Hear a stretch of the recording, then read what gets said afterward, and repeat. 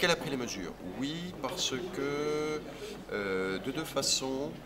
D'abord avec un premier livre blanc de défense et sécurité nationale qui a été publié en 2008 et qui était extrêmement prophétique. Parce que dès à l'époque, il avait senti justement l'importance du sujet. Il y a finalement peu de mots qui ont été prononcés, mais l'essentiel avait été prononcé. Et d'ailleurs, depuis 2008, un certain nombre de décisions avaient été prises avec la création de l'ANSSI, Agence nationale de sécurité des systèmes d'information, avec la désignation d'un officier général de cyberdéfense, avec d'une certaine façon la mobilisation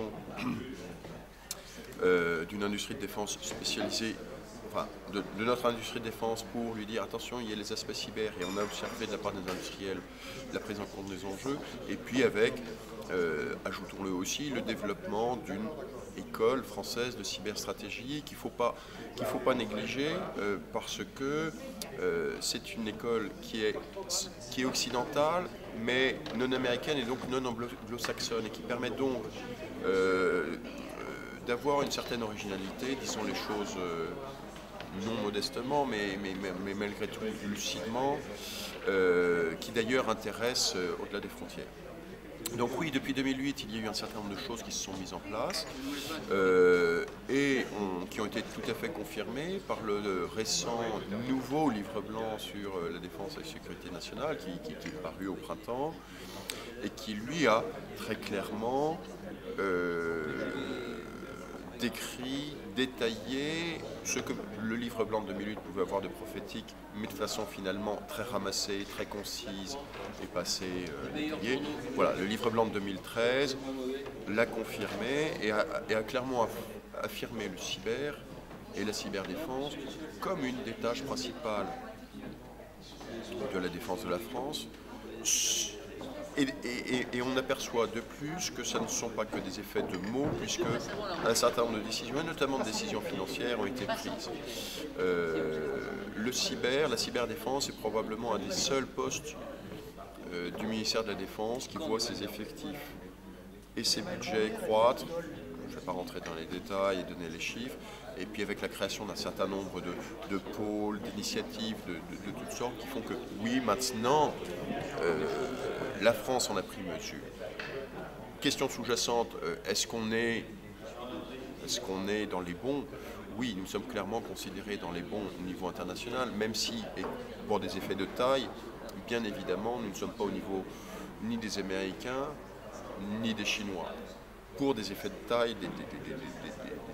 Mais derrière, nous sommes clairement dans le top 5. Donc on ne concourt pas pour le titre, mais on concourt clairement pour le podium. Il y a un double aspect dans votre question, l'aspect bipolarité et puis l'aspect économique militaire. Sur l'aspect bipolarité, je n'y crois pas.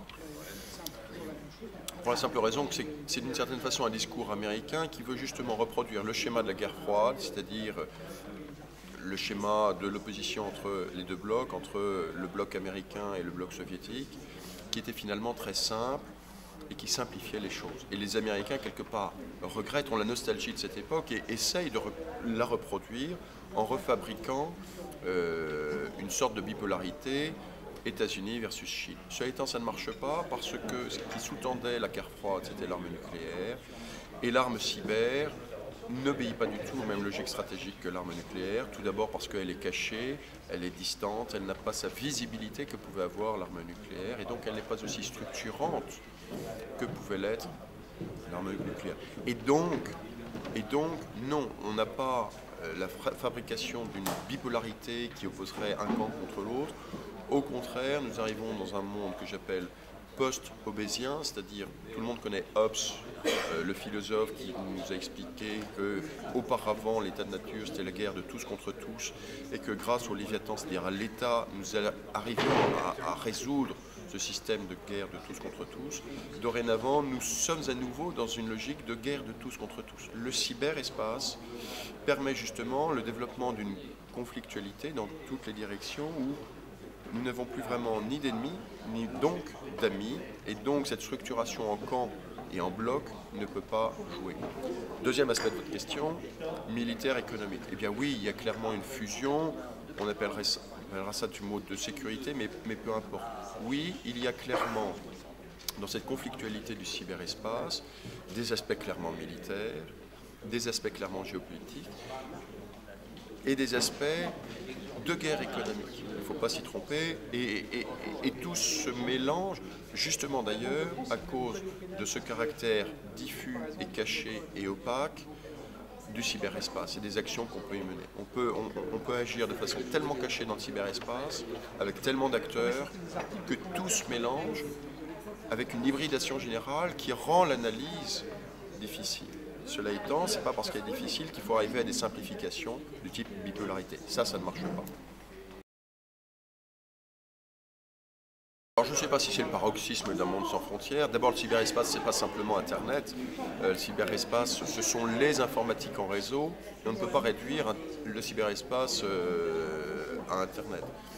Je prends un exemple. Votre carte bleue, votre petit rectangle de carte bleue que vous avez, est un outil cyber. Le cyber, ce n'est pas seulement des ordinateurs. Voilà. Et quand vous allez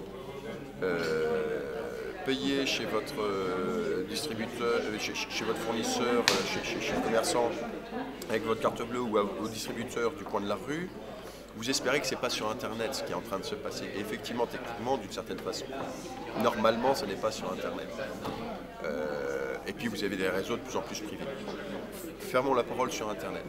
Oui, c'est un monde sans frontières. Cela étant, on observe également une tendance à une sorte de, ce qu'on appelle, ce que les spécialistes appellent la balkanisation du cyberespace, c'est-à-dire à la constitution de blocs, d'érections de frontières, justement à l'intérieur du cyberespace. La stratégie chinoise est tout à fait claire à cet espace, et la plus symptomatique et la plus emblématique, puisqu'ils cherchent justement à avoir un espace autonome et relativement séparé du reste.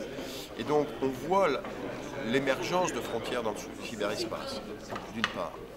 D'autre part, monde sans frontières sous-entend, tiens, puisqu'on a un problème général, on va avoir une solution générale, ce qui est quelque part en sous-jacent dans votre question. Est-ce qu'on ne peut pas avoir une régulation du cyberespace? Eh bien, c'est extrêmement difficile, justement, à cause de ce principe stratégique que j'évoquais, qui est celui de l'inattribution et qui est celui de l'action cachée, de l'action anonyme. Dans le cyberespace, avec un certain nombre de précautions dont je suis absolument, enfin de techniques, je ne suis pas un technicien, moi, je ne suis pas un informaticien, mais assez facilement des spécialistes arrivent à masquer leur action et à avoir des actions cachées, sans qu'on réussisse à dire que c'est eux qui les ont faites. À cause de ce phénomène-là, la règle de droit a beaucoup de mal à s'appliquer, puisqu'on aura du mal, en langage juridique, à imputer les actions.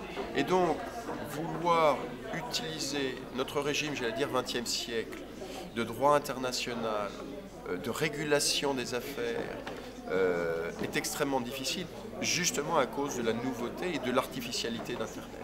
Internet est un espace nouveau artificiel qui ne rentre pas justement dans les vieilles catégories. Et donc, cette idée d'une régulation du système de l'Internet et du cyberespace est d'une certaine façon d'un vœu pieux, accessoirement en constatant que l'idée d'un traité international sur Internet est promue principalement par la Russie et la Chine, et elle est refusée par les États-Unis et les Occidentaux. Très paradoxalement, ce qui est rarement su. Et pourquoi? Parce que la régulation technique, de fait, et c'est à ça qu'on en vient, on n'a pas de vraie régulation juridique, nous avons une régulation technique qui se fait par une puissance dominante qui est les États-Unis, qui possèdent un certain nombre de principaux serveurs, qui possèdent les principaux câbles sous-marins, qui possèdent l'ICANN, qui est l'instance de régulation technique d'Internet, des noms de domaine, etc., qui est une société de droit californien, etc. Donc vous voyez, il y a effectivement des affrontements.